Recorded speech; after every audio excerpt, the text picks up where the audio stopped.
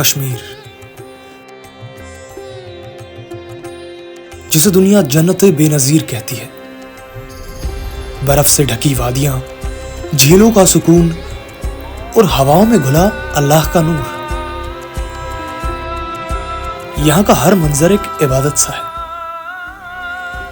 जब नमाज की आजान वादियों में गूंजती है, इबादत यहां मस्जिद तक सीमित नहीं रह जाती।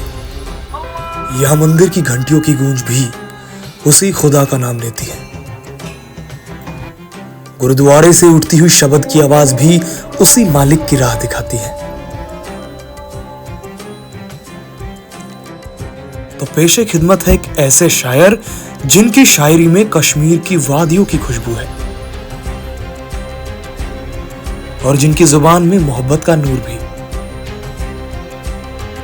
तो बात करते हैं उस शख्स की जिसका नाम है साहिल अहमद। फिलहाल रोहतक की सरजमी पर रह रहे हैं, मगर उनकी आवाज और उनका लहजा आज भी कश्मीर की वादियों जैसा सुरीला है। साहिल अहमद की शायरी में दर्द भी है, दुआ भी, मोहब्बत भी है, इबादत भी। आइए सुनते हैं वो लफ्ज जो दिल से निकलकर सीधा दिल में उतरते हैं, साहिल अहमद के साथ।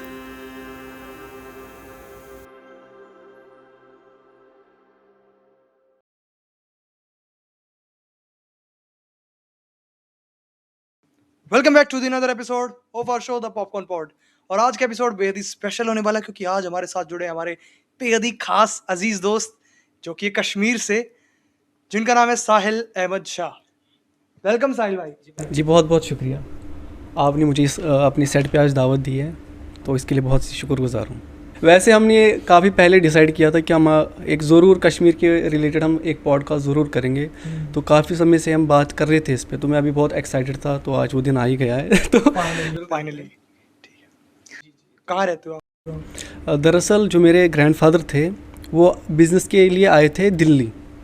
हाँ, वो एज ए व्यापारी थे। वो जो कश्मीर के भी जितने भी सारे एम्ब्रॉयडरी जैसे शाल सूट वगैरह हो गए जिसमें कश्मीरी काम होता है, पश्मीना वहाँ का कपड़ा जो होता है, तो वो सभी चीज़ें बहुत ही फेमस हैं कश्मीर की। तो वो बेचने के लिए वो यहाँ आया करते थे कुछ लोगों के साथ एज ए व्यापारी।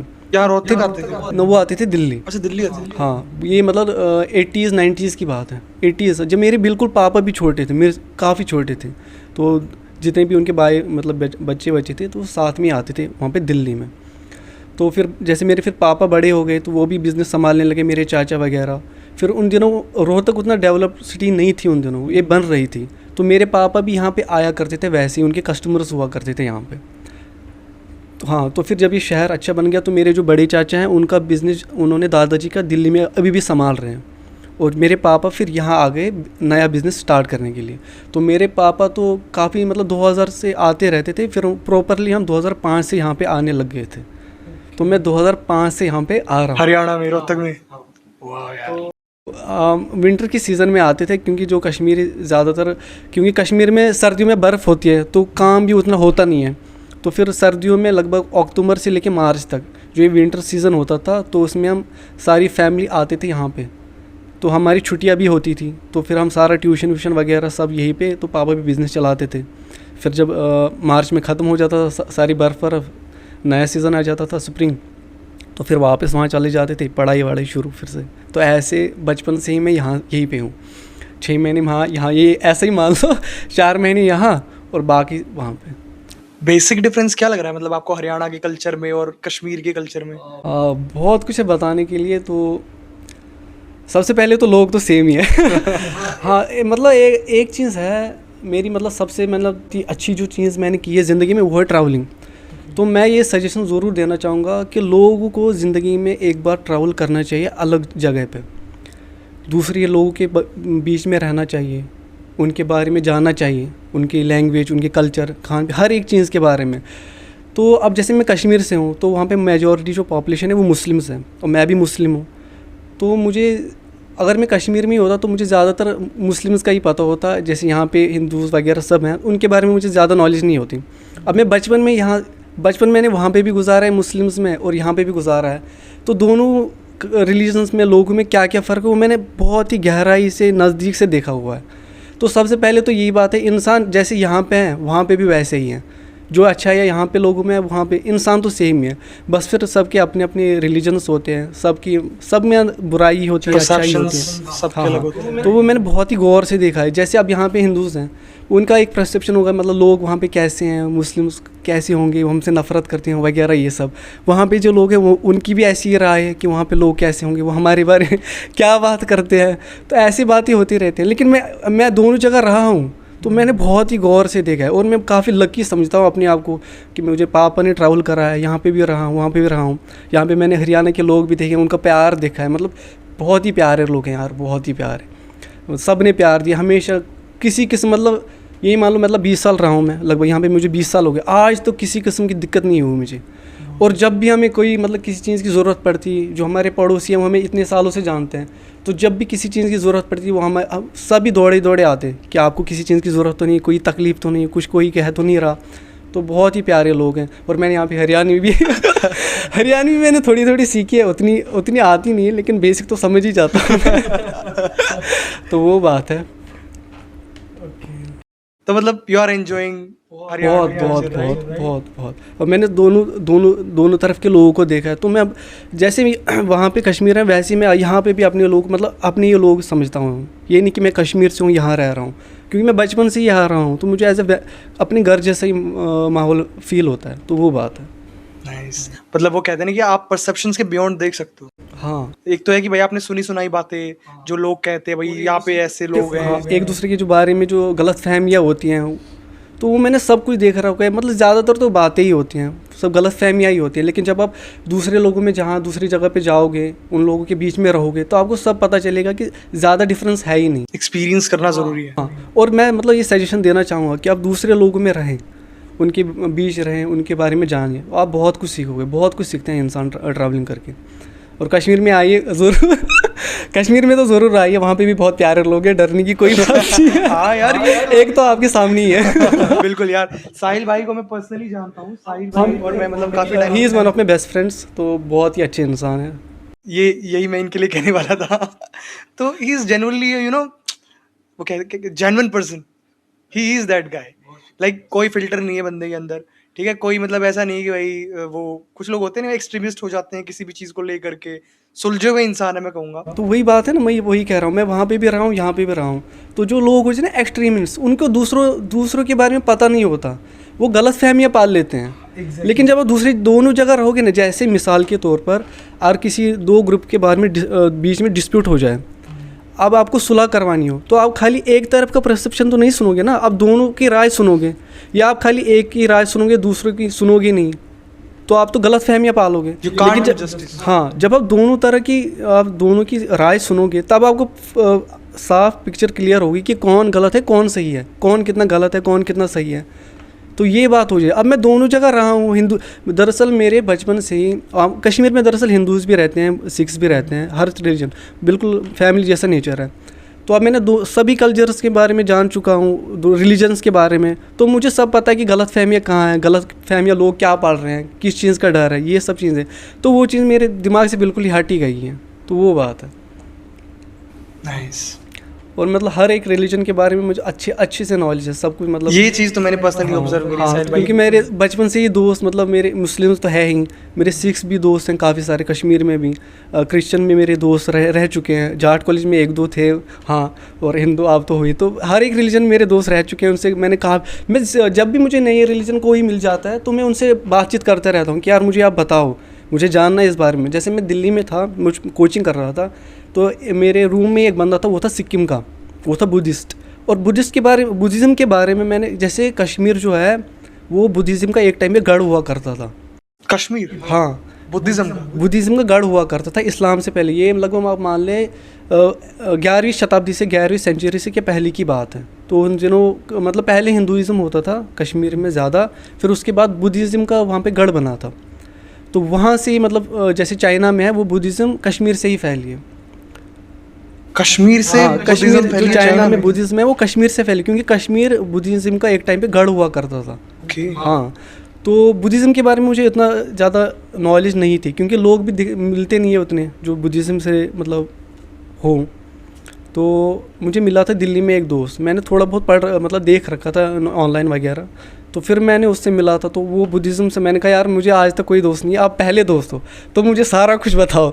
तो मैं रोज़ उसे बैठा करता था, मतलब मुझे बताओ, मैं सुनता रहता था, मतलब हर एक रिलीजन के बारे में अच्छे से सबके और जानना चाहिए।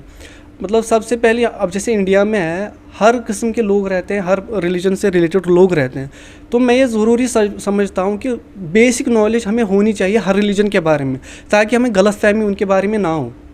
बेसिक नॉलेज तो हमें हर रिलीजन के बारे में होनी चाहिए कि उनके अंदर अच्छाइयाँ क्या हैं, वहाँ के उनके लोग कैसे हैं, उनके नज़रियात कैसे हैं, ताकि हमारे अंदर अगर कोई गलत फैक्टर या बदगुमानी है वो हट जाए, वो ना रहें। तो ये ज़रूरी है, मैं समझता हूँ बहुत ही ज़रूरी है।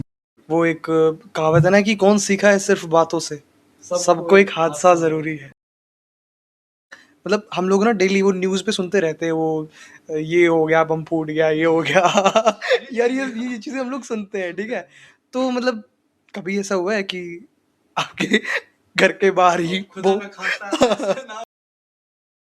वो भगवान ना करे ऐसा हो। मैंने अपनी पर्सनल लाइफ में ऐसा कभी कुछ हुआ नहीं, होते हुए नहीं देखा। जैसे कोई टेररिस्ट भी है, मैंने नहीं देखे। दरअसल जिस एरिया में मैं बिलोंग करता हूँ वहाँ ये सब चीज़ें है ही नहीं, बिल्कुल ही है ही नहीं।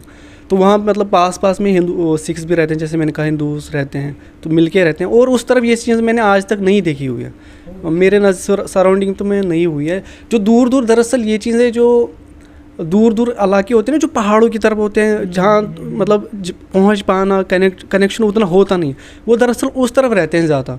और कभी कभार वो फंस जाते हैं, अगर कोई मतलब पॉपुलेशन मार्केट की तरफ या बाज़ार की तरफ आते हैं वो किसी काम में, जब वो फंस जाते हैं तब ये चीज़ें होती हैं। तो मैं जिस एरिया से बिलोंग करता हूँ वहाँ मैंने आज तक ये सब चीज़ें नहीं देखी हैं, तो लकीली नहीं चलो बढ़िया है यार। मतलब हम न्यूज़ में ना, वो न्यूज़ वाले ऐसा आजकल हो रखा है कि टीआरपी के लिए कुछ भी वो कर रहे हैं। और हाँ ये तो है, ये बात है जो मैंने मतलब अब मैं कश्मीर से हूँ, तो मुझे वहाँ की सब अच्छा है भी बुरा है, क्योंकि हर जगह अच्छाई भी होती है बुराई भी होती है। हाँ लेकिन जो न्यूज़ वाले हैं, मैं इसी बात आपको बता दूँ, मैंने लगभग 2017 या 18 से मैंने आज तक न्यूज़ नहीं देखी है। मैंने छोड़ ही दी है, मैं देखता ही नहीं न्यूज़, क्योंकि मुझे पता है जहर घोलते हैं, पूरी हर एक चीज़ को खींचाता नहीं जहर। बस इनका काम ही यही होता है, तनाव बढ़ाना और नफ़रत पैदा करना, लोगों को दूर करना, दूरियां पैदा करना। ये मैंने देख रखा है। आपने भी देख रखा है, मेरा तो personal experience like I am media से तो आपको तो पता ही होगा। तो मैंने खुद देखा है कि जहाँ पे जैसे मैंने बहुत सारे मीडियाज में काम किया है, I don't want to take the name of them, but मुझे जो एक चीज़ जो कॉमन मिली ना मीडिया में, मुझे वो चीज़ देखने को मिली कि उनका पहला मोटिव होता है आप लोगों की परसेप्शंस क्रिएट करना। आप लोग क्या करते हो, जो आप सोचते हो, आप सोचोगे क्या, जो आप देखोगे सुनोगे, दिखाने और सुनाने का काम किसका है? मीडिया का ना। तो ऑब्वियसली आई वुड से कि मीडिया से, मैं खुद पर्सनली एक जर्नलिस्ट हूँ लेकिन मैं कभी न्यूज़ नहीं पढ़ता। और जो इंसान जो देखता है और सुनता है, जिस माहौल में घुलता है, उसका असर बहुत ही गहरा उसकी सूझबूझ पर, उसकी बिहेवियर पर पड़ता है। बहुत उस इंसान को पता भी नहीं चलता कि इसने मुझे कैसे इफ़ेक्ट किया है इस चीज़ ने, लेकिन वो आपके बिहेवियर में बहुत मतलब आपको नुकसान कर देती है। जब आप इस तरीके से मतलब ऐसी चीज़ें देखते हो या ऐसी चीज़ें सुनते हो, आपको पता भी नहीं चलेगा, लेकिन आपके सबकॉन्शियस माइंड में वो चीज़ें बैठ जाती हैं, आपको पता भी नहीं चलता आपका बिहेवियर कब चेंज हुआ। तो ये बहुत ही खतरनाक। एक तो हर कोई इंसान सेल्फ अवेयर नहीं, that is the thing, self aware होना बहुत ज़रूरी है। तो जाट कॉलेज का एक्सपीरियंस कैसा है आपका? दरअसल मैंने 12th तो कश्मीर से की है, फिर मैं ग्रेजुएशन के लिए यहाँ आ गया था, क्योंकि मेरे भैया भी यहाँ पढ़ते थे। तो पापा ने कहा आप यहाँ आप ग्रेजुएशन कर लिया, फिर अब दोनों भाई इकट्ठे रह लिया करेंगे। तो फिर मैं अंडर ग्रेजुएशन के लिए यहाँ पे आ गया। तो फिर मैंने कॉलेज देख लिया, तो जाट कॉलेज, लेकिन उस समय मुझे इतना कुछ पता नहीं था। मेरे भैया ने देखा था कॉलेज, उन्होंने एडमिशन किया था, ऑनलाइन पहले होता है, तो फिर वो सब। तो पहले तो मुझे पता नहीं, लेकिन जब मैं पहले एडमिशन करने गया तो हर कोई बंदा दिख रहा है, ये बंदा है कौन? वो एकदम से होता है ना कि आप घुस रहे हो, एंट्री ले रहे हो, ये बंदा है कौन, सब देख रहे हैं, ये बंदा है कौन, यहाँ का तो नहीं लगता। तो एक भाई आया, हेलो भाई कैसे हो जी? मैंने कहा जी बिल्कुल ठीक। आप कहाँ से हो? कश्मीर से जी। मैंने कहा यहाँ क्या कर रहे हो? एडमिशन? हाँ। कहा वहाँ यहाँ ये क्या है? मैंने कहा लंबी कहानी है, आपको क्या ही बताऊँ। तो फिर कई सारे मुझे बता रहे थे यहाँ क्यों एडमिशन ले लिया, मतलब यहाँ पे सही है वगैरह ये सब। फिर मुझे ऐसे वो दिमाग में बैठ गया कि यार गलत तो नहीं कर दिया मैंने यहाँ पे एडमिशन लेके, क्या ऐसा क्या है यहाँ पे। लेकिन फिर मैंने धीरे धीरे 1-2 महीने हुए, फिर मैंने वहाँ पे बच्चों को, सब वो स्टाफ को देखा। मैंने कहा यार बिल्कुल वैसे ही, मतलब गलत दिमाग में गलत फहमियाँ पाल लेते हैं। लेकिन मैंने जब वहाँ पर अच्छे से टाइम गुजरा, बहुत बहुत ही अच्छा है, पढ़ाई भी अच्छी है और इतना कुछ सीखने को मिला। मतलब एनएसएस में मैंने ज्वाइन किया, वहाँ पे भी मुझे बहुत कुछ सीखने को मिला। और एनएसएस के दिन जो आखिरी दिन था, प्रिंसिपल मैम जो शबनम मैम है, उनको कुछ बच्चे चाहिए थे, कोई स्पेशल गेस्ट आ रहे थे, तो उन्होंने एनएसएस से बुलवा लिए। मैं भी चला गया, मेरा दोस्त एक था, हम दोनों चले गए। तो उसमें कई बच्चे थे, हमें एक्टिविटी दे दी कि कुछ ड्राइंग वाइंग बना लो। तो मैम ने मुझे देख लिया कि ये यहाँ का नहीं लग रहा। तो उन्होंने कहा ये यहाँ का नहीं लग रहा, ये मुझे, हाँ तो हम कर रहे हैं, मुझे देख रही हैं। फिर मैम वो शेर व शायरी से उनको काफ़ी शगफ़ है, काफ़ी दिलचस्पी है। तो वो फिर वहाँ पे आगे गेस्ट के एहतराम में तो उन्होंने कुछ शेर व शायरी की थी। तो मैं भी काफ़ी अच्छा, मुझे काफ़ी मतलब हैरानी हुई कि उनकी मतलब उर्दू में काफ़ी अच्छी पकड़ है। क्योंकि उर्दू में मतलब यहाँ पे ज़्यादा हिंदी बोली जाती है या हरियाणवी, हाँ, तो उर्दू में उतनी पकड़ नहीं है। तो उनकी जो मैंने शब्द देखे तो मैंने कहा वाह भाई वाह। तो उसके बाद हम कर रहे थे, फिर मैम ने मुझे देखा तो उसने कहा कश्मीरी। मैं इनको कैसे पता चलिए कश्मीरी इधर आ। तो मैं उठ गया, कहा तो चलो कुछ सुना। तो मैं क्या कहूँ, मैंने कहा अच्छा जी आपने कुछ शेर व शायरी की थी, तो मुझे भी शेर व शायरी से काफ़ी दिलचस्पी है, तो मैं भी कुछ सुना देता हूँ। तो फिर मैंने वहाँ पे शेर व शायरी सुनाई थी काफ़ी उर्दू में, जाट कॉलेज। हाँ, तो मैम ने जब सुनी तो उन दिनों यूथ फेस्ट आ रहा था, तो उसमें बच्चे सिलेक्ट हो रहे थे। उसमें उर्दू के लिए भी चाहिए था, एक बच्चा जा रहा था, उन्होंने सिलेक्ट कर रखा था, लेकिन उसकी उतनी पकड़ नहीं थी उर्दू पे उतनी। तो फिर मेरी मैम ने शेर व शायरी सुनी तो उन्होंने मेरा नाम लिख दिया कि तुझे आना है। तो फिर यूथ फेस्ट में गया मैं, काफ़ी कुछ सीखने को मिला। मैम ने मुझे काफ़ी कुछ मुझे सुधारा, मेरी उर्दू में मुझे काफ़ी हेल्प की। और मेरा मतलब बोलचाल, कम्युनिकेशन आप कैसे बताएं, एक्ट कैसे करें। और फिर मेरा सिंगिंग में भी मैं काफ़ी पार्ट लिया मैंने वगैरह, हमने कव्वाली भी की थी वहाँ पे बहुत। I was about to enter that qawwali, मतलब मैं भी उसका एक पार्ट होने वाला था, लेकिन मैं मेरे उस टाइम मेरा प्रोजेक्ट चला हुआ था, लाइक मेरा चैनल का, तो मैं नहीं पार्ट। तो रब के कुछ इरादे होंगे। तो ये बात है, तो काफ़ी कुछ सीखने को मिला और लोग भी कई सारे मिले, अलग अलग किस्म के लोग मिले, सबसे कुछ ना कुछ सीखने को मिला। और जो दिमाग में था गलत फहमियाँ, ऐसा कुछ भी नहीं था, कुछ भी नहीं। तो इसी वजह से मैंने मास्टर्स भी फिर से वहीं से कर रहा हूँ, इस वजह से, क्योंकि मुझे कॉलेज बहुत, वहाँ पे स्टाफ भी अच्छे हैं, लोग भी अच्छे हैं। और जब भी मुझे किसी चीज़ की कोई मतलब प्रॉब्लम हुई है एडमिशन के रिलेटेड या कोई किसी भी चीज़ के रिलेटेड, सब ने मुझे हेल्प की है। ये चीज़ मैं बहुत रिलेट कर सकता हूँ, क्योंकि मैंने भी अपनी ग्रेजुएशन जाट कॉलेज से की है। मैंने भी वो सारी अफवाहें, काफ़ी फ्रेंडली स्टाफ, काफ़ी फ्रेंडली है, हेल्पफुल। वो सारी चीज़ें मैंने सुनी थी जो आप बता रहे हो ना, कि भाई जाट कॉलेज में ऐसा ऐसा होता है। मैं ऐसा होता है, मैं यार यही कहाँ पे एडमिशन हो गया मेरा, मैं घबरा रहा, मैं तो जाऊँगा नहीं, मैं नहीं जाऊँगा। फिर वो मैं पता नहीं क्यों चला गया, और मतलब वो मैंने ना जर्नलिज्म में, डिपार्टमेंट ऑफ जर्नलिज्म जो यहाँ का जाट कॉलेज का, वहाँ पे मैंने एडमिशन लिया था।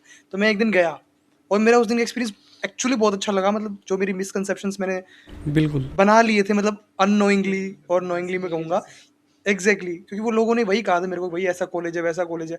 बट जब मैं वहाँ पे गया ना और लोगों से मिला, टीचर्स से मिला, दैट वाज कम्प्लीटली डिफरेंट। वो पूरा ही चेंज हो गया मेरा। तो पूरा मिसकंसेप्शन था जो वो पूरा चेंज हो गया, क्योंकि जहन में इंसान बिठा लेता है। जय बिल्कुल वैसे ही कश्मीर की मिसाल है। यहाँ से लोगों की भी कश्मीरी लोगों को लेकर के शायद कुछ मिसकंसेप्शंस हैं, बहुत है, मतलब वो एक डर का फैक्टर भी है कि वहाँ पे पता नहीं क्या है। लेकिन आपको ये भी बता दूं, जाएंगे तो कहीं बम ना गिर जाए, हो ना जाए, खुदा ना खासा ये। लेकिन ये भी आपको बता दूं, तो हमारे कस्टमर इतने सालों से हैं, हमारी शॉप भी यहाँ पे बिजनेस अच्छा चल रहा है ऊपर वाले के कर्म से। तो हमारे कस्टमर कई सालों से हमें जानते हैं, उनके बिल्कुल फ्रेंडली हमारा मतलब एक ताल्लुक़ है। तो हमारे वो कश्मीर भी आ चुके हैं हमारे घर पे।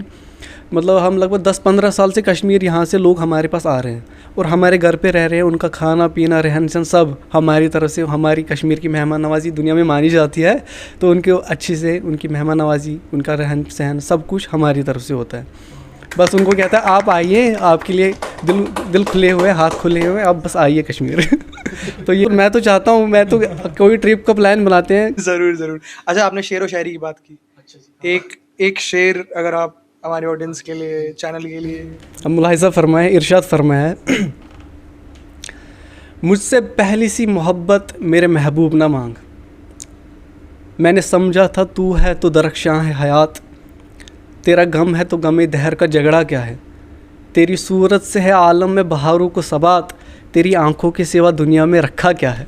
वाह वाह वाह वाह वाह।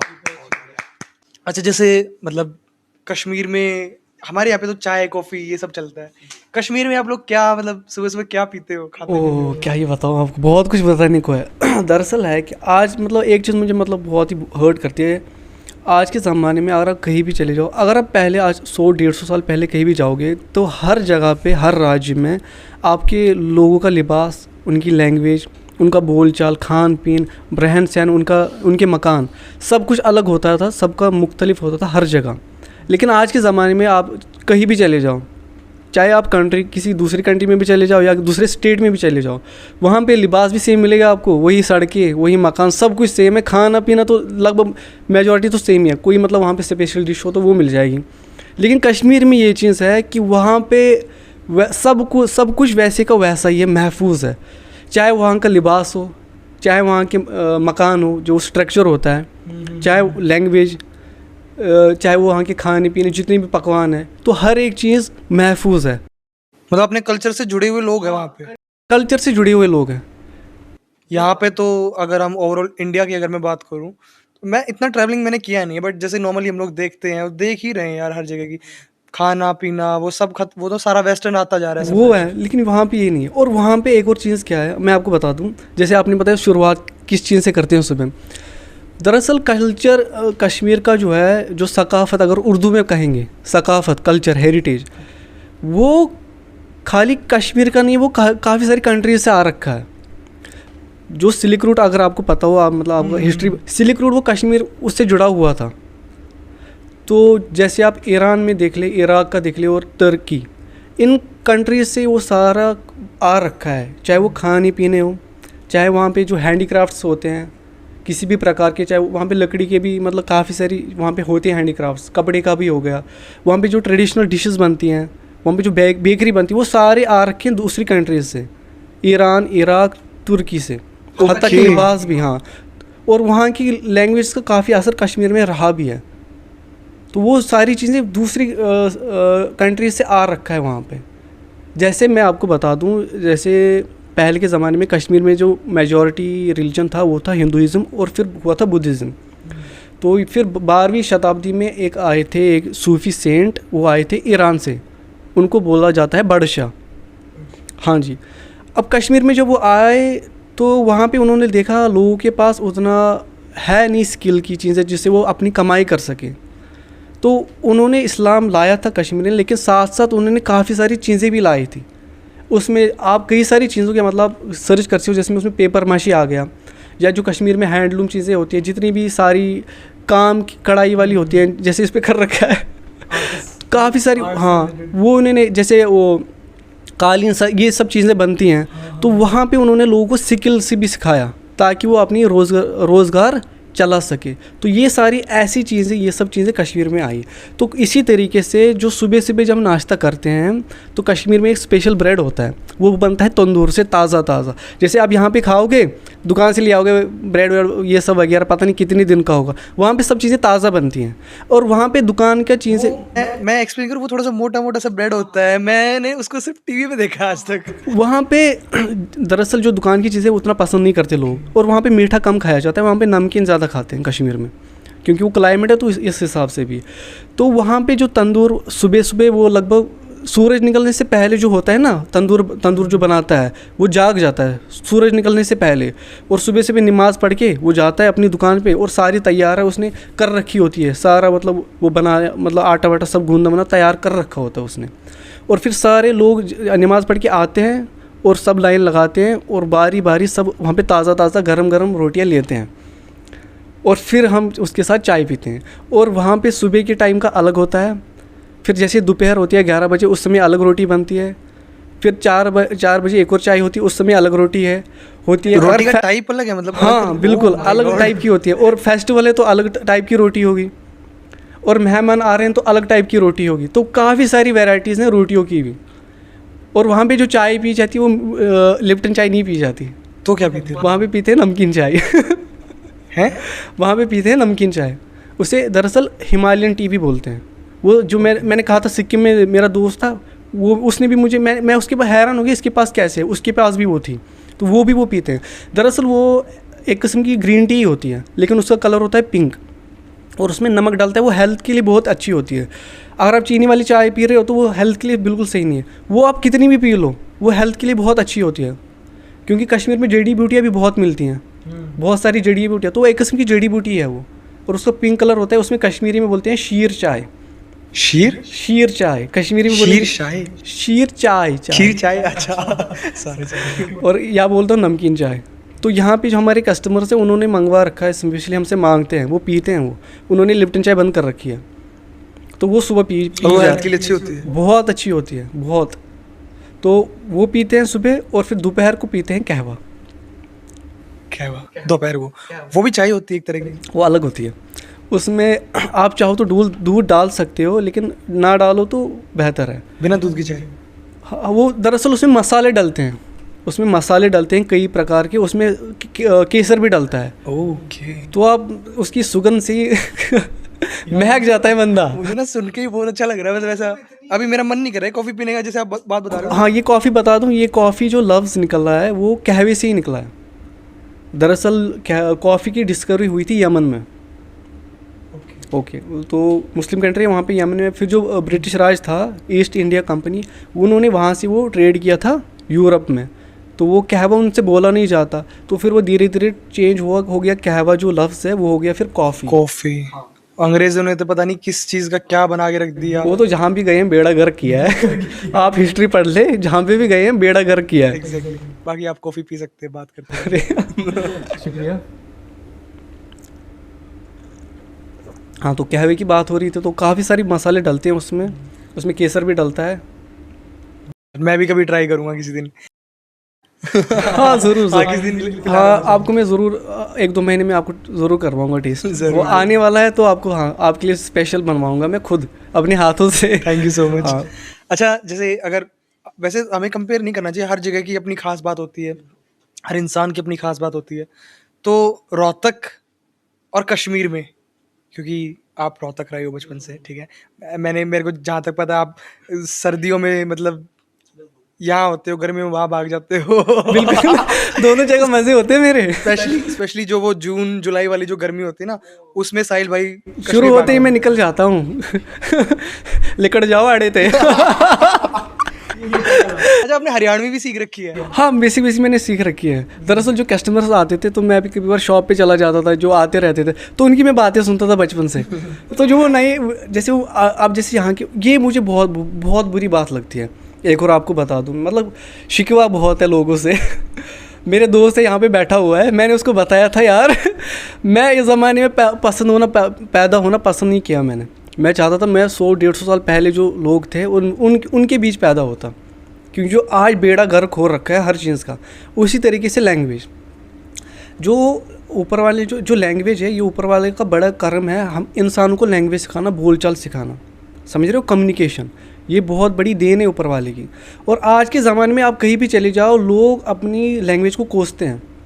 कहीं भी चले जाओ, आप कश्मीर में जाओगे, कश्मीरी आपने सुना होगा, उर्दू कितनी पॉपुलर है। कश्मीरी के मुकाबले में वो कुछ भी नहीं है। अच्छा, कुछ भी, क्योंकि लेकिन वो खाली कश्मीरी बोली जाती है, इसलिए आपको पता नहीं है, क्योंकि ये हिंदुइज्म का गढ़ रह चुका है कश्मीर। तो वहाँ कश्मीर में काफ़ी हिस्सा संस्कृत का है, उसमें फ़ारसी भी है, क्योंकि फिर मैंने कहा ट्रेड की वजह से, तो वहाँ पे फ़ारसी भी उसमें इन्वॉल्व है, उसमें उर्दू भी इन्वॉल्व है, उसमें अरेबिक भी इन्वॉल्व है, कश्मीरी लैंग्वेज, कश्मीरी में। तो वो उर्दू के नेक्स्ट लेवल है। और उसमें जो कश्मीरी जो शेर व शायरी है, वो तो अलग ही लेवल है। तो कश्मीर के एक बहुत ही सूफ़ी सेंट मशहूर है, उनका नाम बोला जाता है शेखुल आलम। कश्मीर में शायद ही कोई होगा जिसको उनका पता ना हो। तो उनके शेर ना हर बच्चे, कश्मीर में हर बच्चे की ज़ुबान पे होते हैं। जब स्कूल में जाते हैं ना, तो वो सिखाए जाते हैं। स्कूल में जाते हैं तो मॉर्निंग असेंबली में हमें ख़ुसूसी तौर पर बच्चों को उर्दू शायरी बुलवाई जाती है, और उसमें कश्मीरी भी। तो उनका शेर हर बच्चे को ज़ुबान पे होता है। तो उनका एक बहुत ही शेर ख़ास है, अनपोश तेली येली वन पोश। जो कश्मीरी है उनको समझ आ गया होगा। अच्छा था, जो भी था सुनने में अच्छा लगा। अनपोश, हाँ, कश्मीरी बहुत प्यारी लगती है सुनने में। मतलब क्या बोला आपने? अनपोश यानी मैं लाऊंगा फूल, तेली येली तभी जब वन पोश, जब जंगल होंगे। यानी वहाँ कश्मीर की जो शान है वो जंगलों से है। अगर आप जंगल ख़त्म कर दोगे कुछ नहीं रहेगा। तो वो बहुत ही नेक्स्ट लेवल की उनकी आइडियोलॉजी थी, वो माने जाते हैं बहुत वहाँ पे। तो जहाँ पे मैं रहता हूँ, मैं रहता हूँ, तो वो भी हिंदुइज़्म का गढ़ था। और वहाँ पे एक बाबा है बहुत ही मशहूर, वहाँ पे गुफा भी है, वहाँ पे वो तपस्या किया करते थे। वहाँ पे शिव मंदिर है, वहाँ पे शिवलिंग है, हम जाते रहते हैं वहाँ पे। अच्छा। हाँ, वो गुफा है वहाँ पे, तो वो बहुत ही मशहूर है। वो 1314 ईस्वी में के वो सेंट है, उनका नाम है बाबा बामुद्दीन। ये अनंतनाग में जगह है, वो मशहूर जगह है भूमजू के नाम से। तो वो उसका मतलब काफ़ी हिस्ट्री उसकी बहुत बढ़िया, क्योंकि जो सूर्य टेम्पल में इंडिया में वो 5 या 6 हैं, वहाँ पे एक है। कश्मीर में जो सूर्य टेम्पल है वो 3 है। अगर आप मतलब सूर्य टेम्पल जो सन टेम्पल है मार्टन, उसके बारे में आप रिसर्च करना, जो भी मतलब हिंदू भाई हों, तो आपको उसमें बारे में पता चलेगा। तो मैं वहाँ से बिलोंग करता हूँ, वहाँ पे गढ़ हुआ करता था हिंदुइज़्म का, और वहाँ पे वो मंदिर आज भी है। वो मतलब 1200 साल पुराना मंदिर है वो उसमें जो पत्थर लगे ना इतने बड़े, आप हैरान हो जाओगे बना कैसे है वो इतना बड़ा, और उसमें जो इतने बड़े बड़े पत्थर लगे हुए हैं, और वो पहाड़ पे बना हुआ है। आप हैरान हो जाओगे कि बना कैसे भाई, ये उन्होंने बनाया कैसे है, ये तो हैरान हो जाता है बंदा। और वहाँ पे गुफाएं भी काफ़ी हैं, जो ऋषि हुआ करते थे ना, ऋषि, ये लफ्ज़ ऋषि कश्मीर में इस्तेमाल होता है। पीर जैसे उर्दू में बोलेंगे पीर, लेकिन कश्मीर में मैंने कहा वो संस्कृत काफ़ी इस्तेमाल होती है, तो हम बोलते हैं ऋषि। हम पीर नहीं बोलते, हम ऋषि बोलेंगे। हाँ, ऋषि बोलते हैं हम, जो भी पीर बाबा होते हैं ना कश्मीर में। हाँ, क्योंकि कश्मीर में मैंने कहा ना संस्कृत से रिलेटेड ही है, तो हम ऋषि बोलते हैं। वाह, तो ये बात है। अब जैसे कोई पीर साहब दिखे ना, हम बोलेंगे ये ऋषि है, तो ऐसी इज्जत के तौर पे। नहीं यार, तो ये बात है। लोग आज इतनी ज़िंदगी में घुल चुके हैं ना, मतलब इन चीज़ों की तरफ ध्यान ही नहीं है। मैं चाहता हूँ आप अपने देश के बारे में, कश्मीर के बारे में ये चीज़ें जानें, क्योंकि मैं जिस जगह रहता हूँ वहाँ पे सिख भी हैं। आप पहलगाम के पास, आपने मुझे कश्मीर बताया। पहलगाम हमसे लगभग 33-34 किलोमीटर दूर है। ओके। तो मैं वहाँ रहता हूँ जहाँ पे आपने अगर बजरंगी भाईजान मूवी देखी होगी, हाँ यार, तो उसमें जो गाना बना था बर्दो झोली, वहाँ रहता हूँ मैं। ओ भाई। तो सलमान खान आए थे वहाँ पे 2015 में, लेकिन मैं नहीं मिल सका क्योंकि मैं स्कूल था। मैं स्कूल गया हुआ था, मेरे कज़न मिले थे वैसे, तो यार मिस कर दिया मैंने मौका। मिस कर दिया। तो ये बात है, बहुत कुछ सुना नहीं, वो क्या ही बताऊँ मैं 1 घंटे में। अच्छा, मतलब अगर चूज करना आपको रोहतक या कश्मीर में से, it's hard, it may be hard हाँ, फॉर बहुत यू, मुश्किल है। बिकॉज एक जगह जहाँ पे आपने अपनी लाइफ बिताई है, ठीक है, राइट, दोनों ही जगह बिताई, मतलब ऑलमोस्ट मैं कहूँगा। तो कौन सी जगह अगर आप एक को चूज करना हो? मतलब मैं सच बताऊँ तो कश्मीर। कश्मीर। आप किसी भी चीज़ देखो, अगर आप कश्मीर, आप इंडिया घूम लो पूरा, मैं कश्मीर से हूँ ना, आपको जैसे लोगों का फैक्टर है ना, एक खौफ का कुछ हो ना जाए, आप कश्मीर आओ, सबसे सेफेस्ट प्लेस आपको कश्मीर लगेगी। अब एक बार आके देखो वहाँ पे, आप जब लोगों को देखोगे ना, इतने प्यारे, बहुत प्यारे लोग हैं, मतलब खुद की तारीफ क्या ही बताऊं, ये लगता है। अब मैं ऐसे बताने के तौर पर, क्योंकि आप आए तो नहीं हो वहाँ पे, आप लोगों का बोल चाल, उनके दिल देखो, कितने बहुत ही प्यारे लोग हैं। अब जिस प्रकार की आपकी मदद, आपकी हेल्प की ज़रूरत होगी, वो आपको करेंगे, और कोई भी खौफ का फैक्टर नहीं दिखेगा आपको। हाँ, वो चीज़ें होती रहती हैं, वो है, मैं क्या कर सकता हूँ, मतलब होती हैं। वो दरअसल हुई हैं 30 साल पहले, 1990 के बाद से ये चीज़ें शुरू हुई हैं वहाँ पे, ये सब दहशतगर्दी। उससे पहले नहीं था, लेकिन मैं बताना नहीं चाहता, लेकिन उसका एक पाकिस्तान का बहुत बड़ा हाथ है उस चीज़ों में। क्यों कश्मीर के लोगों को उस तरफ लेके आना, लेकिन वो कुछ ही, वो उतनी, मतलब कुछ लोग तो होते हैं हर जगह उस तरह के आइडियोलॉजी हो, हाँ, सेपरेटिस्ट हो, तो क्या ही कर सकते हैं। लेकिन अगर आप ओवरऑल लोगों को देखना चाहिए, क्योंकि अच्छाई बुराई हर सब में होती है, अच्छे लोग बुरे लोग हर जगह होते हैं, लेकिन मेजॉरिटी को देखा जाता है। आप कश्मीर आइए, वहाँ पे मेजॉरिटी के लोग देखिए, आप खुद डिसाइड कीजिए। आप यूट्यूब पे जाइए, वहाँ पे व्लॉग, वहाँ पे जो लोग जाते हैं यहाँ से व्लॉगिंग करते हैं, वहाँ पे ट्रैवल करते हैं, उनकी रिव्यू सुनिए आप, उनका लोग के बारे में कहना क्या है। घबराने की कोई बात नहीं है, डर की कोई बात नहीं है, आप एक बार आके देखिए, बिल्कुल सेफ प्लेस है। वैसे साहिल भाई से मिलने से पहले मैं भी थोड़ा डरता था कि हाँ, जो होता हम है। न्यूज में देख रहे हैं भाई, वो मतलब वहाँ पे जा रहे हैं, पता नहीं क्या, पता क्या होता है, ये चीज़ें होती हैं। अब जैसे अभी 10-15 साल से लेके अब थोड़ा ये बहुत ही कम हो चुका है, अब उतना है नहीं ये। लेकिन जैसे हम बचपन में जाते थे, हमारी पढ़ाई पे भी इन चीज़ों से काफ़ी इफेक्ट हुआ है। अब जब घर से बाहर जाते थे तो ये थोड़ा रहता था। अब जैसे मैं कोचिंग क्लासेस के लिए जाता था 11वीं-12वीं के, मेरा नॉन मेडिकल था, तो हम कोचिंग क्लास के लिए जाते थे बाज़ार, तो ये चीज़ दिमाग में रहता था यार, सही सलामत वापस आ जाए, कुछ ऐसा खुदा ना खास्ता हो ना जाए ऐसा कुछ, तो ये चीज़ें रहती हैं। लेकिन अब मेजॉरिटी चीज़ को देखें तो सब जगह सही है। आई एम श्योर कि आप मूवीज वगैरह तो देखते होगे, देख मूवीज, उतनी मैंने टीवी सीरीज एंड ऑल। उतनी कम कर रखी, लेकिन मैंने 2000 मैंने कहा ना, मतलब कुछ साल से मैंने छोड़ रखी, क्योंकि मुझे ये वो दिलचस्पी उस तरीका ये इसमें नहीं रहा है। पहले सही हुआ करता, तो मैं इन चीज़ों में काफ़ी इन्वॉल्व, इन चीज़ों में था मैं, म्यूज़िक हो चाहे मूवीज़ हो या सीरियल्स हो, ये सब वगैरह, तो मैं काफ़ी इनमें था इंडल्ज। आजकल वो पाकिस्तानी सीरियल्स काफी ज्यादा पॉपुलर हो रखे हैं अपने इंडिया में। मैंने सुन रखा है ये सब, मतलब मेरे दोस्त कई सारे हैं, तो वो कहते हैं यार बड़ा मज़ा आता Have you tried है, watching? लेकिन मैंने नहीं देखे हुए हैं। दरअसल मुझे वो पसंद नहीं है। अच्छा, इंडियन सीरियल्स। दरअसल हुआ, मैं उस पर बताता हूँ, ये इस पे सब रिलेट करेंगे। अब बचपन में आ गए स्कूल से थके हुए, बस्ता रखा, थोड़े हाथ मुंह धो लिया, अब टीवी के सामने आ गए, कुछ लगा दिया, पोगो लगा दिया, छोटा भी लगा दिया, और मम्मी आ गई, बेटा इधर दो, मेरा सीरियल शुरू हो गया। ये तो सबसे ज्यादा। तो ये ऐसे देख रखे हैं, फिर मजबूरी में बहते हुए आंसू से देखना पड़ता था, चलो देख ही लेते। कुछ तो चल रहा है, तो ऐसे देख रखा है मैंने कई सारे ऐसे देख रखे हैं। फिर क्या क्या देखा है, मतलब बचपन में क्या क्या? साथ निभाना साथिया, कुमकुम भाग्य, कई सारे, मतलब जो हिट हुआ करते थे देख रखे हैं सब मैंने। क्योंकि सब मम्मी देख- देखती थी इसलिए देखना हाँ, पड़ता था। देखना पड़ता था। क्या करें, मजबूरी है।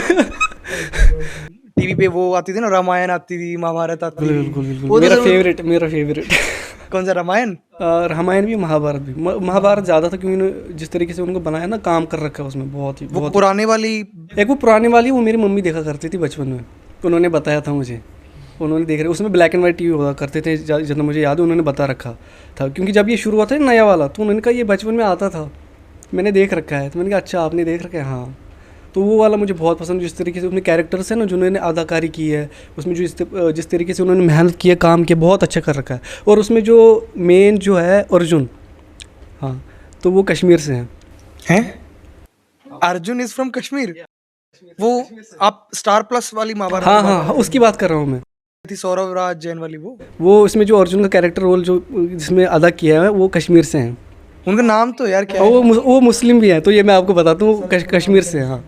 तो उनका याद, वैसे मैं भूल गया, कुछ याद नहीं, मुझे भी याद नहीं है। कश्मीर से हैं। तो मैंने जब मैं दरअसल उसके बारे में पढ़ रहा था, मैं 1-2 महीने की बात, पहले की बात है, तो मैं उसके रिलेटेड सर्च कर रहा था, ये सब चीज़ें, कैरेक्टर्स, तो उसमें मुझे पता चली थी वो दरअसल कश्मीर से है वो बंदा। ओके। ओ वाह, मतलब पढ़ने में सुनने मजा आता था। खुशी हुई एक हिसाब से यार, कश्मीर वाले कश्मीर से भी एक शख्स हैं जिन्होंने इस पे काम किया है।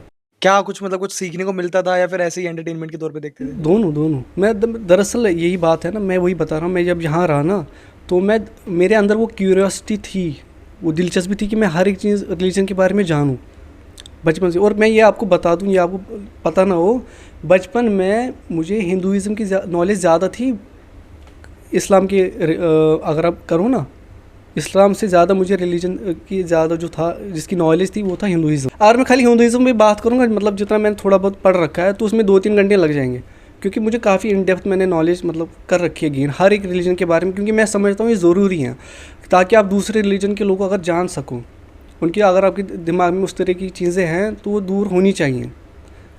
अभी अगर मेरे दिल में ये चीज़ें होती उस प्रकार, तो मैं यहाँ पे होता। बेटा मैंने तुमसे कहा था, रणभूमि में खेलने से पहले मनोभूमि में खेला जाता है।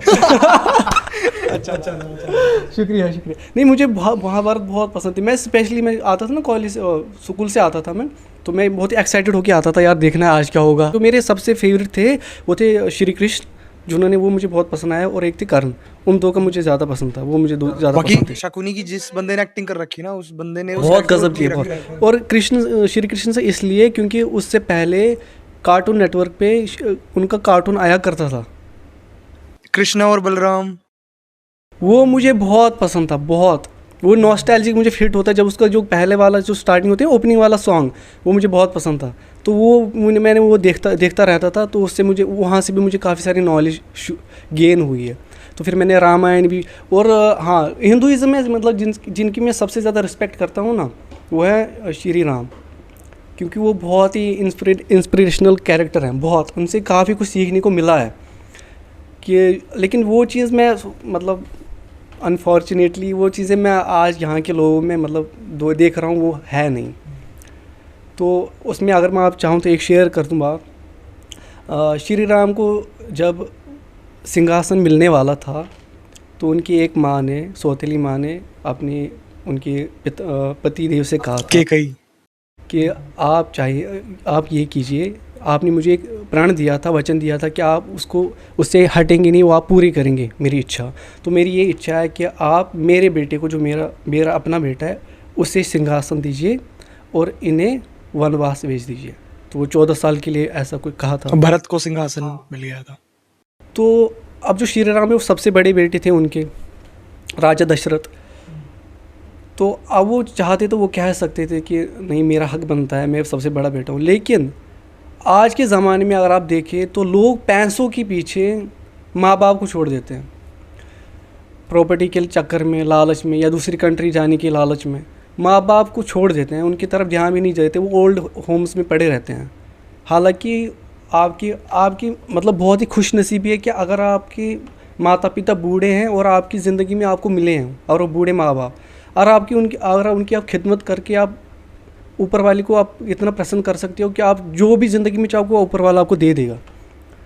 तो ये उसमें सीख मिलती है कि उन्होंने अपने पिता की लाज में उन्होंने बिल्कुल कोई क्वेश्चन भी नहीं किया, क्यों, ये भी नहीं पूछा क्यों। उन्होंने कहा जो आप कहोगे उसका पालन होगा, आपके उद्देश्य का पालन होगा, और वनवास सब कुछ छोड़ दिया। राज्य, ये नहीं कि खाली सिंहासन छोड़ दो, राज्य छोड़ दो, सब कुछ त्याग दो और वनवास चले जाओ। कहाँ एक प्रिंस और कहाँ आम सी ज़िंदगी, वो भी जंगल में। तो बहुत ही इसमें काफ़ी बहुत ही डीप बात है। तो मेरी मतलब सभी हिंदू भाइयों से ये, मतलब सभी जो भी हैं उनसे ये दरख्वास्त है कि इस चीज़ पे गौर करें। जो आपके माता पिता हैं उनकी तरफ ध्यान ज़रूर दें। अगर वो बूढ़े हैं और आपको मिले हैं आपकी ज़िंदगी में तो उनकी सेवा करिए, ऊपर वाला आपसे प्रसन्न होगा। क्योंकि जैसे ना माँ बाप के कदमों में जन्नत होती है, ये सत्य है। ये नहीं कि आप देखने लग जाओ, मतलब उनकी खिदमत करके आप जन्नत पा सकते हो, ये बात है। वैसे आपने कहा ना कि हर कोई इंसान पैसे और इन सब के पीछे ऐसा बिक सा बहुत ज़्यादा। मुझे वो पता नहीं, शायद शुजात खान की कोई पंक्तियां हैं, पता नहीं किन की हैं, मुझे वो याद आ रही है कि इरशाद जर के हाथों बिक गए हैं सभी, जर के हाथों बिक गए हैं सभी, अब किसी जुर्म की सजा ही नहीं। क्या बात, बहुत खूब। हर इंसान पैसे के पीछे बहुत ये चीज़ें हैं ज़रूरी, मैं बता। लेकिन इंसान हमेशा दरमियाना रवैया इख्तियार करे, वो एक्सट्रीम पे ना चला जाए। ये नहीं बिल्कुल छोड़ ही दो वनवास, वो चले जाओ हिमालय पे तपस्या करने, ये भी नहीं करना। कबीर का मुझे एक दोहा याद आ रहा है, पता ही नहीं मुझे क्यों याद आ रहा है। फरमाइए। इरशाद कि वो कहते हैं ना कि किसी भी चीज़ की अति ज़रूरी मतलब अच्छी नहीं होती। अति का भला ना बोलना, अति का भला ना चुप, अति का भला ना बरसना, अति की भली ना धूप। क्या बात है, बहुत खूब। तो ये कबीर जी ने कहा, मतलब इतने सालों पहले उन्होंने इतनी ज़बरदस्त फिलॉसफी उन्होंने दी है। क्योंकि आज के ज़माने में लिटरेचर भी छूट रहा है लोगों से अपनी लैंग्वेज भी बोली नहीं जाती। कुछ उसमें इंग्लिश का डाल दिया, किसी और का डाल दिया, और वो समझते हैं पता नहीं मैं एजुकेटेड लग रहा हूँ। हालांकि जो वहाँ पे 8-8, 9-9 साल बच्चे हैं वो हमसे ज़्यादा इंग्लिश बोल लेते हैं। तो इससे मतलब ये नहीं कि वो ज़्यादा उनके पास ज़्यादा दिमाग है या वो ज़्यादा इंटेलेक्चुअल हो गए, ऐसा नहीं होता। सबसे बेहतर ये एजुकेशन वो है, आपका व्यवहार कैसा है, आप जो लोगों में हैं उनके साथ आपके प्रति व्यवहार कैसा है, वो लोगों में कैसे रह रहे हो, आप उनके लिए क्या कर रहे हो, उन्हें आप कैसा महसूस, ये होती है एजुकेशन। ये नहीं कि आप कुछ वर्ड्स बोल के ये समझ लो मैं तो पता नहीं कूल बन रहा हूँ, ये नहीं होता। वो एक सुपरफिशियल लेवल तक आप उसको मतलब इम्प्रेस कर सकते हो। ये चीज़ें ज़रूरी हैं, कम्युनिकेशन ज़रूरी है ये, लेकिन ये नहीं कि बस इसी की मेन पॉइंट बना लो, ये चीज़ होती है। और हर एक चीज़ में एक्सट्रीम नहीं होना चाहिए। हर एक चीज़ ज़रूरी है, लेकिन हर एक चीज़ को टाइम देना चाहिए। ये नहीं किसी चीज़ के चक्कर में कुछ चीज़ों को छोड़ दो। फिर इस पे वो शेर याद आ गया मुझे, जो लौट आए तो कुछ कहना नहीं, बस देखना उन्हें गौर से। जो लौट आए कुछ कहना नहीं, बस देखना उन्हें गौर से। जिन्हें मंजिलों पे खबर हुई कि ये रास्ता कोई और था। वाह, बहुत शुक्रिया, बहुत शुक्रिया। आप साहित्य से अत्यधिक प्रेम करते हो, लिटरेचर बहुत आपके दिल के करीब है। बहुत ज़्यादा, तो कोई हद से ज़्यादा। कोई गजल, कोई शेर व शायरी मेरी पसंदीदा, आपकी फेवरेट? सोचना पड़ेगा, कई सारी, मतलब ऐसे डिसाइड करना ये बहुत हार्ड है कि क्योंकि हर एक चीज़ में कोई ना कोई खूबसूरती छुपी होती है। और फिर जब इंसान उस माहौल में होता है ना, उस मूड में होता है, फिर वो शायरी हिट करती है ना फिर सैडनेस की बजाय हैप्पीनेस हिट करती है कि हाँ ये वाला मेरे से रिलेट कर रहा है। देखूं जो आसमां से तो इतनी बड़ी ज़मीं पे छोटा सा एक शहर, छोटे से शहर में सड़कों का जाल, सड़कों के जाल में छुपी वीरा सी एक गली, वीरा गली के मोड़ पे तन्हा सा एक शजर, तन्हा शजर के साए में छोटा सा एक मकान, छोटे मकान में कच्ची ज़मीं का सहन, कच्ची ज़मीं के सहन में खिलता हुआ गुलाब, खिलते हुए गुलाब में महका हुआ बदन, महके हुए बदन में समंदर सा दिल, उस दिल की वुसअतों में कहीं खो गया हूँ मैं, यूं है इस ज़मीं से बड़ा हो गया हूँ। शुक्रिया शुक्रिया। आपका लिखा हो कोई फेवरेट, कोई शेर हो सकता है, कोई पोइट्री हो सकती है, कोई गज़ल हो उसकी एक पंक्ति पहली वाली बोल देता हूँ मैं, मैंने जो लिखी थी। तेरी जुस्तजू तेरी आरज़ू तेरी खुशबू में समाऊँ मैं, तुझे और कितना चाहूँ मैं। क्या बात ये अच्छा।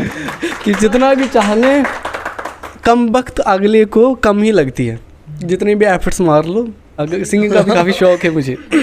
सुनाइए अपना कुछ फेवरेट जो आपको दिल में हो, मतलब। पता नहीं कैसा गला है, पहले थोड़ा हाँ जरूर। पता नहीं गला कैसे निकलेगा अभी। हाँ एक गाना है। पेशे खिदमत करें। मुझसे ज़्यादा मेरे जैसा कोई है तो है तू, फिर ना जाने दिल मेरा क्यों तुझको ना दे सकूं, कुछ तो है जो दिल घबराए, कुछ तो है जो सांस न आए, कुछ तो है जो हम होठों से कहते कहते कह ना पाए। ये है। शुक्रिया। हरियाणवी गाना आपने सुना? दरअसल मैंने हमने एक ग्रुप सॉन्ग किया था, Haryanvi group song youth fest में हमने तैयार किया था। हाँ शायद रागनी है, तो है कुछ मुझे उस थोड़े से याद, जो ऐसे था। कौन किसे ने गरा बुलावे, कौन किसे के जावे से, हर दाने पे मुहर लागरी, हर दाने पे मुहर लागरी, सब दाना पानी लावे, कौन किसे ने गरा बुलावे। शुक्रिया। ये मुझे बहुत ही पसंद है, बहुत ही गाना। हरियाणी यार सच में बहुत प्यारी लैंग्वेज है, वही मैंने कहा ना, सब अपनी लैंग्वेज को कोसते रहते हैं। कश्मीर में जाओ यार कश्मीरी अच्छी नहीं लगती, उर्दू बोलो। अब पाकिस्तान में उर्दू बोलते हैं, वहाँ के यार उर्दू छोड़ो इंग्लिश बोलो। यहाँ पे बोलते हैं यार हिंदी नहीं है या हरियाणी में अच्छी नहीं है, उर्दू बोलो। अब वहाँ पे यूरोप में जाओगे ना, तो अमेरिका और यूरोप में इंग्लिश बोली जाती है, लेकिन उनके डायलेक्ट अलग है, उनका एक्सेंट अलग है, तो वो एक दूसरे को चढ़ाते रहते हैं यार तुम्हें बोलना नहीं आता। जैसे आपने वो मीम देखा अ बॉटल ऑफ वाटर तो वो उनको चढ़ाते हैं वो कि तुम्हें बोलना नहीं आता। वो जो इंग्लिश बोल रहे हैं, हम जिनको मतलब एज ए रोल मॉडल समझ रहे हैं यार हम भी इंग्लिश बोल रहे हैं, वो एक दूसरे को चढ़ाते रहते हैं। तो आपको जो ऊपर वाले ने जो आपको मदर टंग दी है, बहुत ही बड़ी नेमत है, उससे प्यार कीजिए। और इसी चीज़ से मुझे एक लगाव है लिटरेचर से, क्योंकि मैं बचपन से ही मतलब लिटरेचर से जुड़ा हुआ हूँ। लेकिन मेरी एक बात बता दूँ, उर्दू मेरी बचपन में उतनी अच्छी नहीं थी। मुझे लिखना पढ़ना बहुत ही कम आता था उर्दू।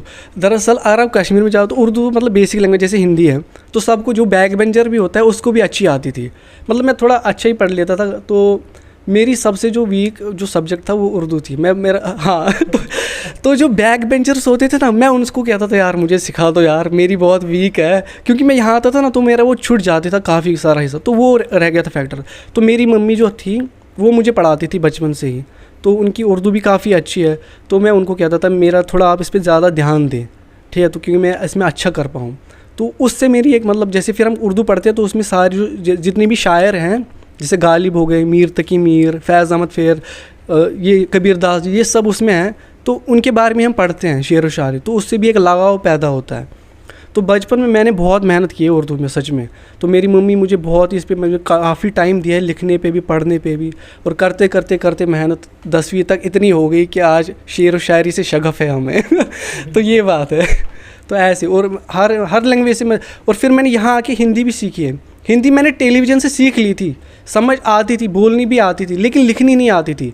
फिर मैंने अच्छे से यहाँ पे मतलब हमें पड़ोसी थे, मैं उन बचपन से मैं वैसे उन्होंने मुझे पाल रखा है, मैं उनके पास जाता था, उनकी बेटी के साथ खेलता रहता था। तो वो हिंदी टीचर हैं, तो मैंने कहा आप मुझे टाइम दीजिए, मुझे सीखनी है हिंदी, लिखनी पढ़नी मेरी कमज़ोर है। तो उन्होंने अपना टाइम निकाल के मुझे सिखाई, तो फिर मैंने 7-8 दिन में वो हिंदी भी सीख ली थी। लेकिन उर्दू के कॉरस्पॉन्डिंग आसान है, तो मैंने जल्दी सीख ली थी। तो एक वो लिटरेचर से भी लगाव था, तो उस वजह से मैंने जल्दी सीख ली। तो ये बात, तो फिर मैंने हिंदी भी काफ़ी मैंने अच्छी उस पर पकड़ है। कितनी लैंग्वेजेस आती है आपको? एक तो हो गई कश्मीरी हो गई, उर्दू हो गई, हिंदी हो गई, इंग्लिश हो गई, अरेबिक हो गई और थोड़ी बहुत पंजाबी भी। हैं? पंजाबी भी आती है? थोड़ा बोल के दिखाओ यार। ऐसे कैसे क्या ही बोलूँ, चाय हैगा। तो क्योंकि वो पंजाबी में मैं वहाँ जा भी चुका हूँ, पंजाबी में काफ़ी टाइम मतलब रह चुका हूँ, मतलब वहाँ मैं जा चुका हूँ, ट्रैवल मैंने कर रखा है। और फिर वो पंजाबी गाने भी, तो उससे भी काफ़ी कुछ मैंने सीख रहा है। मेरे भैया को बहुत ही आती है वो पंजाबी, और उनको मतलब एक लगाव था पंजाबी से बहुत है, तो वो पंजाबी काफ़ी उनको अच्छी आती है बोलनी, मेरे से मुझे थोड़ी कम आती है। तो है मेरी ज़्यादा मेनली ये अरेबिक होगी, उर्दू होगी और हिंदी होगी, ये मेरी मेन लैंग्वेज है, तो मुझे अच्छी पकड़ है जिन पे मुझे, तो ये है।